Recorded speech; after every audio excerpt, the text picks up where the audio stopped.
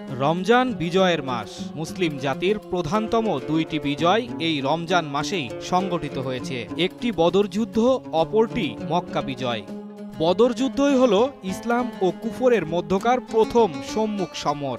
সেই যুদ্ধে রাসূল সাল্লাল্লাহু আলাইহি ওয়াসাল্লামের নেতৃত্বে মাত্র ৩১৩ জন বীর মুজাহিদ শাহাদাতের অমৃত শরাব পানের নেশায় ইসলামকে রক্ষার জীবনপণ যুদ্ধ করেছিলেন। তাদের নিকট না ছিল খাদ্য, না ছিল অস্ত্র, কেবলমাত্র ইমানি বলে বলিয়ান ইসলামী সৈনিকেরা জীবনকে বাজি রেখে বহুগুণ শক্তির অধিকারী কাফেরদের সাথে সম্মুখ যুদ্ধ করেছিলেন। সেদিন ছিল দ্বিতীয় হিজরি সনের ১৭ই রমজান। আজ সেই বদর যুদ্ধের দিবস ১৭ই রমজান। আল্লাহর রাসূল সাল্লাল্লাহু আলাইহি ওয়াসাল্লাম যুদ্ধের ময়দানে সেজদায় পড়ে দোয়া করেছিলেন, হে আল্লাহ পাক পরওয়ারদিগার, অহংকারী কুরাইশ কুল তাদের সর্বশক্তি সহ আজ তোমার দিনের নাম নিশানা এই দুনিয়া হইতে মিটিয়ে দেওয়ার জন্য যুদ্ধের ময়দানে হাজির হয়েছে।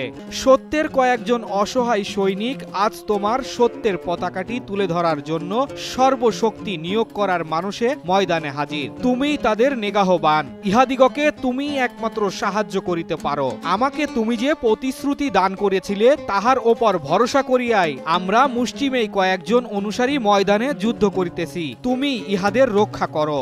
আল্লাহ পাক প্রত্যুত্তরে বলিলেন, হে হাবিব, আপনি চিন্তা করিবেন না, কাফেরদের দিকে এক মুষ্টি ধুলি নিক্ষেপ করুন, আপনার বিজয় সুনিশ্চিত। রাসূল পাক সাল্লাল্লাহু আলাইহি ওয়াসাল্লাম সেজদা হইতে মাথা তুলিয়া কাফেরদের দিকে এক মুষ্টি ধুলি নিক্ষেপ করিলেন। তৎক্ষণাৎ কাফেরদের সৈন্যরা দিক বিদিক ছোটাছুটি শুরু করিল, নিজেরাই নিজেদের তলোয়ারের আঘাতে কাতেল হইতে লাগিল।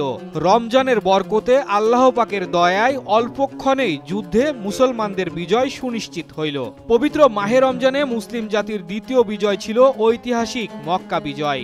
হিজরি ৮ম সনের রমজান মাসে রাসূল পাক সাল্লাল্লাহু আলাইহি ওয়াসাল্লামের নেতৃত্বে মক্কা অভিযান সফল হয়।